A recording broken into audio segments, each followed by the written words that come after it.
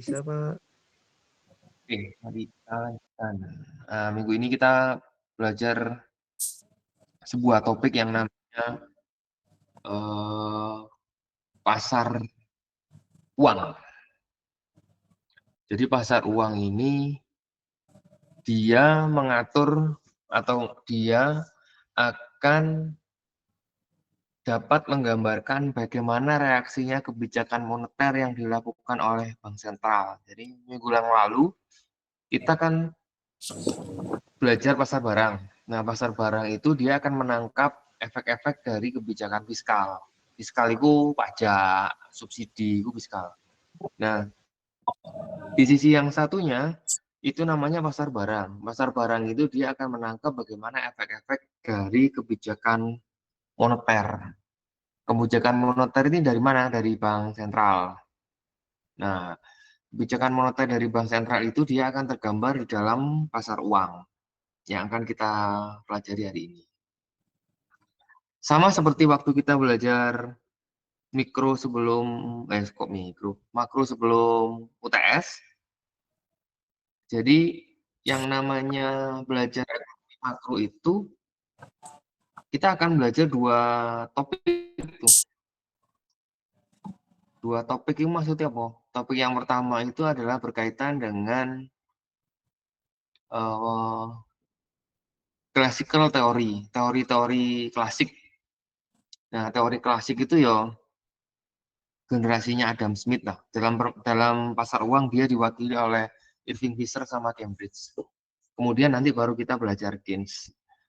Nah, mari kita belajar yang pertama itu kita awali dari teori-teori klasik. Nah, teori klasik berkaitan dengan permintaan uang. Pasar itu kan ada permintaan, ada penawaran. Nah, itu. Kita awali dari sisi permintaan. Teori-teori klasik berkaitan dengan permintaan uang itu diwakili oleh dua teori besar. Teori yang pertama itu biasa kita kenal sama teorinya si Irving Fisher. Dan teori yang kedua itu kita kenal sama teorinya Cambridge. Kita awali dari si Fisher dulu nih, teori-teori di klasik. Si Fisher ini dia bilang bahwa dia melihat uang itu hanya sebagai alat tukar aja. Ingat ini teori klasik. Apa maksudnya teori klasik itu? Berarti asumsi yang dia pakai itu ya klasik dulu, zaman dulu. Nah, pada zaman dahulu itu si Fisher ini melihat bahwa orang pegang uang itu hanya sebagai alat tukar aja. Maksudnya kamu nyimpen uang di dompetmu itu gunanya untuk apa? Ya gunanya untuk alat tukar, transaksi. Jadi kalau terjadi pertukaran, maka antara uang dan jasa itu nilainya akan setara. Maksudnya adalah kamu beli sesuatu barang, maka nilai dari barang itu sama nilainya dengan uang yang kamu tukar. Nah, di dalam teori klasik itu tentu saja zaman dulu nggak ada uang-uang digital, kita bisa bayar pakai kris itu nggak bisa, nggak ada. Teknologinya belum ada, sehingga zaman dulu waktu teori ini dibangun, orang hanya mengenal uang itu ya cetak itu. Sehingga si Fisher ini bilang bahwa kalau ada uang itu berarti ya dia hanya sebagai fungsinya sebagai alat tukar aja. Kalau orang nyimpen uang di dompetnya, di tasnya, maka itu digunakan, motifnya dia adalah digunakan untuk transaksi, jual beli, barang dan jasa. Nggak ada motif yang lain, maksudnya gitu. Nah, kemudian si Fisher ini bikin sebuah formula tuh. Bagaimana motif permintaan uang di teori klasik. Si Fisher itu dia menggambarkan formula itu sebagai M dikalikan dengan velositasnya dia. M ini adalah jumlah uang yang beredar. Ketika jumlah uang yang beredar di masyarakat itu dikalikan dengan velositas, apa velositas ini? Velositas ini adalah kecepatan perputaran uang. Apa maksudnya? Maksudnya velositas itu gini, contoh sederhananya. Satu lembar uang yang dicetak oleh bank sentral itu berapa kali digunakan untuk transaksi. Ini velositas. Contoh nih, ketika sebelum lebaran, transaksi orang atau transaksi dalam perekonomian itu tinggi. Sehingga ada kemungkinan satu lembar uang itu bisa digunakan untuk transaksi berkali-kali. Itu namanya velositas. Menurut si Fisher itu, dia bilang bahwa jumlah uang yang beredar kalau dikalikan dengan velositasnya, maka dia akan mencerminkan atau nilainya akan sama dengan tingkat harga dan banyaknya transaksi yang ada di masyarakat. Ini adalah persamaan yang dibangun di teori klasik. Jumlah uang yang beredar dikalikan velositas akan sama nilainya dengan tingkat harga barang-barang maksudnya, dan banyaknya transaksi.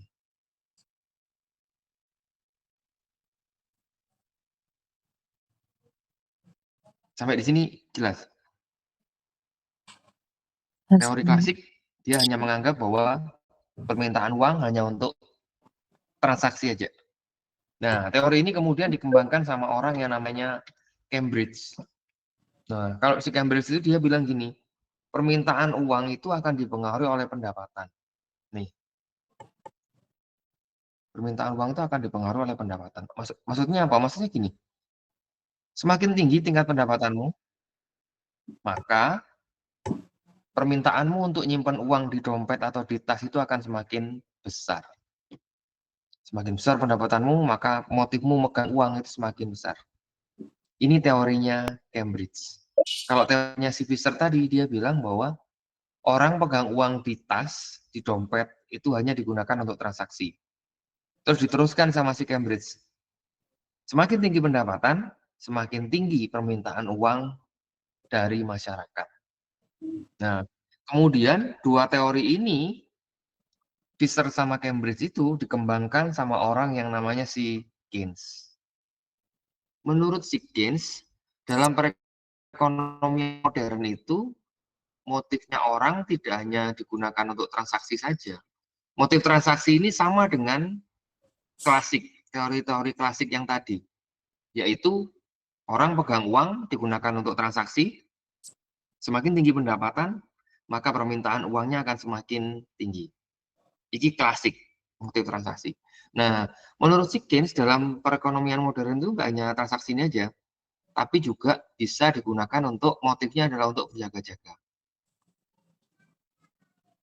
Apa maksud motif berjaga-jaga itu? Maksudnya gini, kadang-kadang orang nyimpan uang di bank itu, nyimpan uang di dompet itu ya gara-garanya untuk keperluan yang mendadak, sakit, beli obat, atau hal yang mendesak. Itu juga salah satu motifnya orang. Motif yang ketiga itu berkaitan dengan motif spekulasi. Artinya dalam perekonomian modern menurut Keynes itu orang megang uang itu nggak hanya untuk transaksi dan berjaga-jaga aja, tapi juga untuk spekulasi mendatangkan atau mendapatkan keuntungan dari perubahan tingkat suku bunga. Nanti kita bahas di belakang. Mari kita bahas yang 1 dan 2 dulu, transaksi dan berjaga-jaga. Nah, si Keynes itu bilang orang memegang uang itu untuk memenuhi kebutuhan sehari-hari, transaksi aja. Jadi tergantung pada pola pembayaran dan penghasilan. Sehingga ini sependapat dengan teorinya si Cambridge tadi, bahwa semakin tinggi pendapatannya orang, motifnya dia untuk pegang uang transaksi itu, untuk transaksi itu semakin tinggi. Nah, motif transaksi dan berjaga-jaga ini menurut si Keynes itu dijadikan satu. Dia adalah fungsi dari pendapatan. Kemudian, fungsi dari pendapatan itu dia terjemahkan dalam sebuah formula, dia tuliskan sebagai K dikalikan dengan Y. Masih ingat nggak? K dikalikan dengan Y itu punya siapa? Ini adalah formula klasik yang dikembangkan oleh Cambridge. Keynes ambil ini dari teori klasik, di mana K itu adalah pecahan yang berupa kebalikan dari velocitas atau seper velocity. Transaksi dan berjaga-jaga. Yang ketiga, Keynes itu bilang juga orang pegang uang itu juga ada motif spekulasinya. Apa motif spekulasi? Motif spekulasi itu gini, dalam perekonomian modern, sebagian harta kekayaan itu disimpan juga dalam bentuk harta-harta keuangan. Apa harta keuangan itu? Harta keuangan itu maksudnya gini, saham, obligasi, deposito, itu kan apa harta keuangan juga. Nah, dulu waktu zamannya teori-teori klasik, saham, obligasi, deposito ini nggak ada. Sehingga motif ini nggak keluar di teori-teori klasik. Tapi di perekonomian modern, orang juga memegang uang, motifnya ini. Ngambil keuntungan atau berusaha mendapatkan keuntungan dari motif ini. Sehingga Keynes merumuskan selain untuk transaksi dan berjaga-jaga, maka motifnya orang itu juga untuk spekulasi. Nah, si Keynes bilang motif spekulasi ini adalah fungsi dari tingkat suku bunga. Sehingga kemudian dia tuliskan formula sebagai M0 minus MR. M0 ini apa? M0 ini berkaitan dengan permintaan uang untuk spekulasi saat tingkat suku bunganya 0. Jadi meskipun suku bunganya nggak ada 0, maka permintaan uangnya itu digambarkan oleh M0 itu. Kemudian minus MR. M kecil itu adalah kepekaan yang menunjukkan landai tidak koefisien kalau kita bilang minggu yang lalu itu. Sedangkan R itu adalah tingkat suku bunga. Sehingga dari sini kita bisa tuliskan atau kita bisa simpulkan di dalam teorinya Keynes itu adalah bahwa permintaan uang itu adalah penjumlahan dari permintaan uang untuk transaksi, motif yang pertama, berjaga-jaga, motif yang kedua, dan spekulasi, motif yang ketiga. Kalau transaksi berjaga-jaga ini dijadikan satu sama Keynes kayak gini, maka hanya bisa dituliskan MDT itu transaksi dan berjaga-jaga, ditambahkan dengan MDS. MDS itu apa? MDS ini ke sini. Sampai sini ngerti?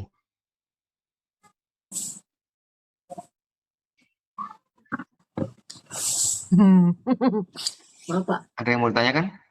Bisa lanjut? Lanjut. Oke, mari kita lanjutkan.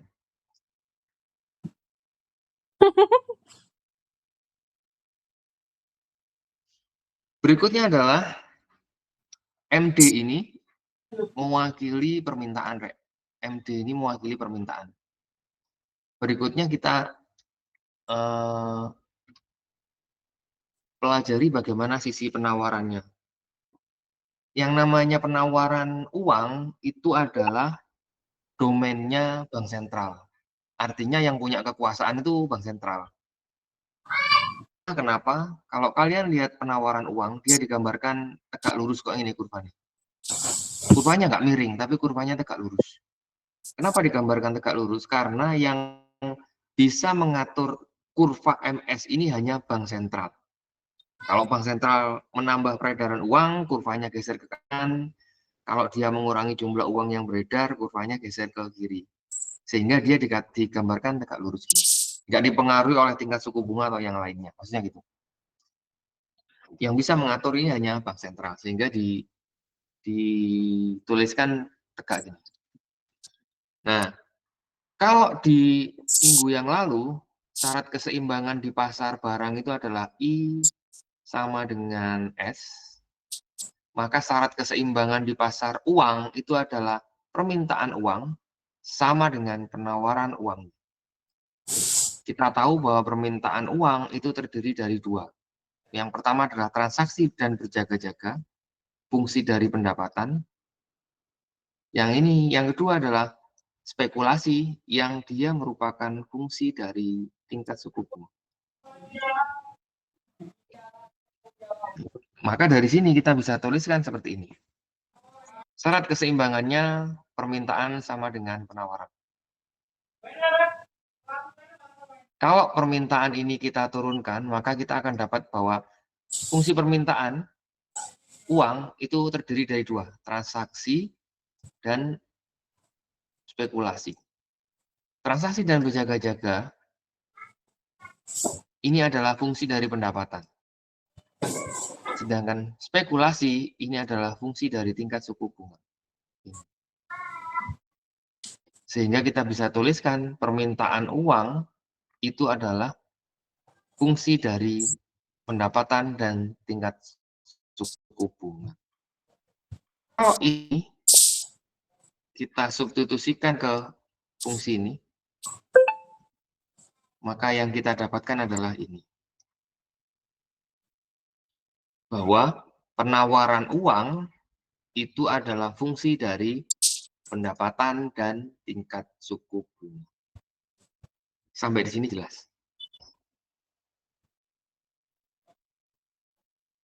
Jelas? Clear? Right? Jelas, Ada Pak. mau tanya kan? Ya ada, gampang kan? Oke, sekarang bagaimana kita menurunkan persamaan kurva liquid money di pasar uang? Tadi persamaannya kan gini. Ini persamaannya yang tadi. Kita tahu bahwa MD itu terdiri dari transaksi berjaga spekulasi. Sampai kita tahu bahwa transaksi dan berjaga-jaga itu adalah fungsi pendapatan, spekulasi fungsi tingkat suku bunga. Sehingga kita bisa tuliskan bahwa penawaran uang itu adalah fungsi dari pendapatan dan tingkat suku bunga. Nah, dari sini kita bisa jabarkan lagi bahwa transaksi dan berjaga-jaga itu adalah sepervelositas K dikalikan dengan pendapatan dia seperti ini. Ini dia diambil dari teori si Cambridge di classical. Sedangkan spekulasi itu adalah M0 minus MR. Ini diambil dari teorinya Keynes yang baru. Sehingga dari sini kita bisa tahu bahwa persamaan liquid money model itu dituliskan sebagai MS sama dengan K dikalikan dengan Y plus M0 minus MR. Sampai di sini ada yang mau tanya kan? Ya ini persamaan dari liquid money model.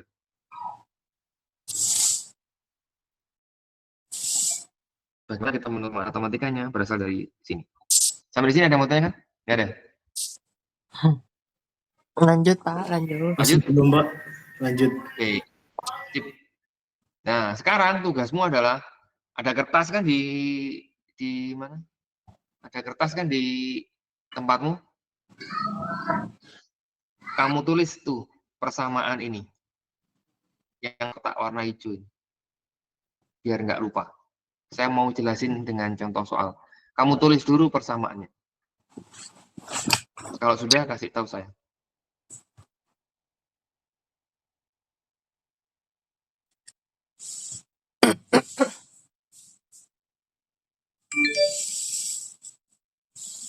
Sudah, Pak.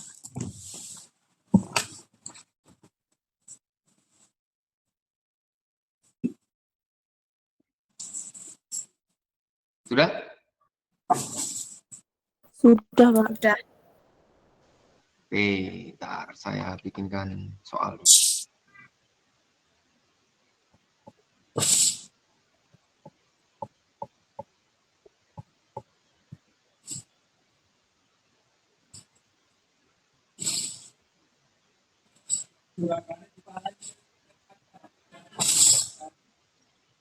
Oke. Coba lihat soal ini. Syarat keseimbangan di pasar uang itu adalah MD itu sama dengan MS-nya. MD itu ditunjukkan oleh persamaan ini. MS itu ditunjukkan oleh persamaan. Ya. Kalau kalian lihat dari persamaan MD ini, nilainya KY-nya berapa?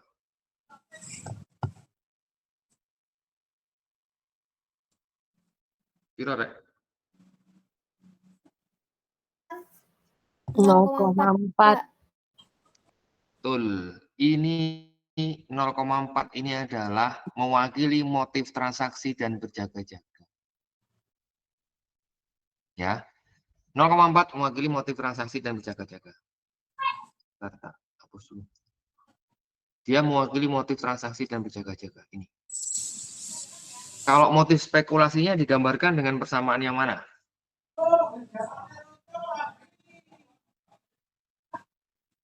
Kira Rek?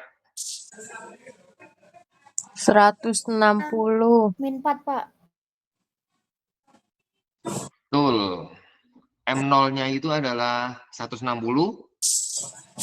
MR-nya itu adalah minus 4R. Sampai di sini, ngerti kan, Rek? Gampang kan? Oke? Paham, Pak. Bagaimana kita menyelesaikan ini? Sudah, kamu bisa lihat di sini. Dari persamaan ini, MD sama dengan MS sebagai syarat keseimbangan, mana yang tidak punya komponen variabel? 160. 60 dan 200, ya kan? Udah. Lihat definisinya pendapat apa? ISLM model. ISLM model itu rumus akhirnya, formula akhirnya adalah Y sama dengan bla bla bla terakhir. Maka dari sini kita bisa selesaikan kan? Ini kan sama aja dengan 0,4Y ditambahkan 160 minus 4R sama dengan 200. 160. Ya nggak, Rek? Iya, Pak. Nah, Iya. kalau 200-nya kamu pindah ke ruas, Kalau 200-nya kamu pindah ke ruas sebelah kiri, sedangkan 0,4Y-nya kamu pindah ke ruas sebelah kanan atau sebaliknya, bisa nggak kamu menyelesaikan untuk Y sama dengan ini? Gampang kan, Rek? Bisa. Ayo kerja 6. Biro, hasil.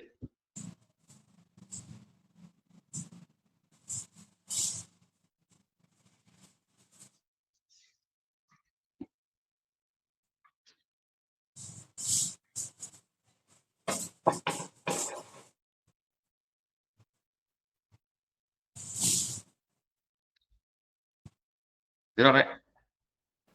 0,4Y sama dengan 40 min 4R. Kalau dibagi semuanya dengan 0,4, berarti yang tersisa tinggal Y sama dengan kayak ini. Sederhanakan. Jadi biro.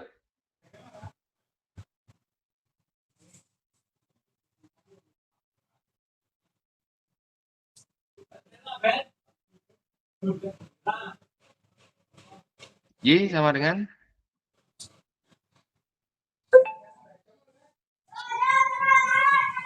Y sama dengan 100 plus 100 plus 10R. Y sama dengan 100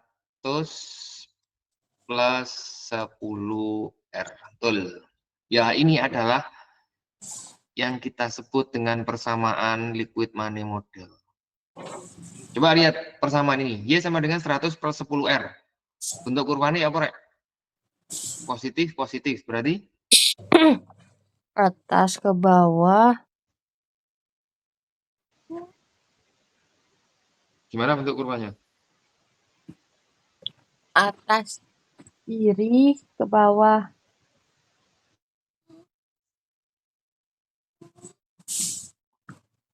Hiya, hiya, hiya. Bentuk kurvanya gimana?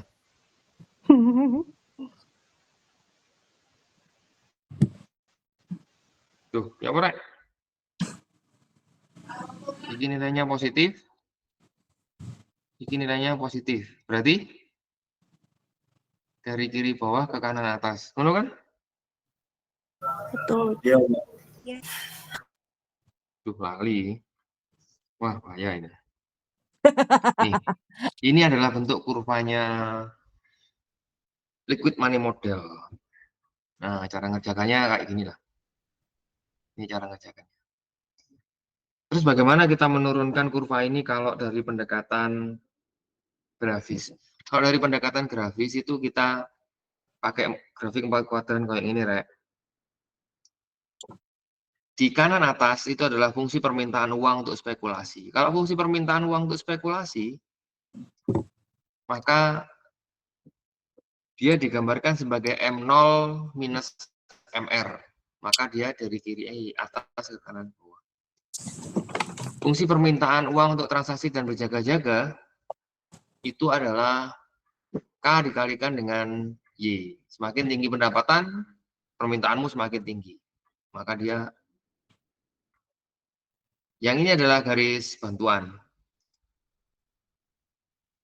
Nah, kemudian kita ambillah satu titik di sini. Maka di sini itu kita bisa gambarkan kurva liquid money. Kalau kita ambil satu titik di sini, kita pantul-pantulkan ke sana. Nemu satu titik di sini. Terus kita ambil satu lagi.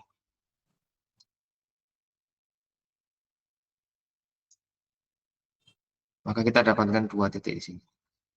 Nah, kalau titik-titik itu kita hubungkan, maka kita akan mendapatkan kurva liquid money model. Seperti ini. Gampang kan? Ada yang mau tanyakan? Siapa? Nggak ada, pas. Pas. Sudah, Pak. Oke. Lanjut, Pak. Sampai di titik ini, kamu sudah belajar dua pasar tuh. Pasar uang dan pasar barang minggu lalu. Sehingga sebenarnya kamu sudah belajar model ISLM ini. Model ini itu adalah pasar barang, model ini itu adalah pasar uang. Kalau ada kebijakan fiskal, dia ada di sini dampaknya. Kalau ada kebijakan moneter, itu ada di sini.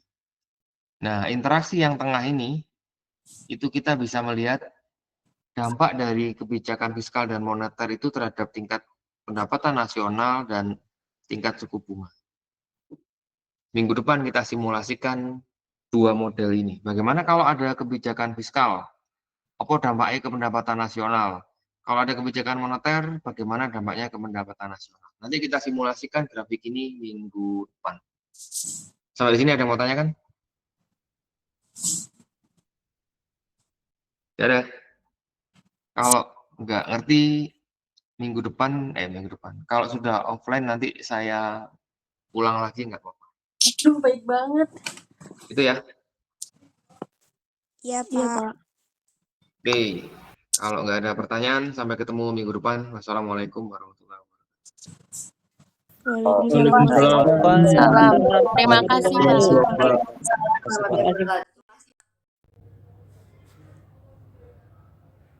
Pak.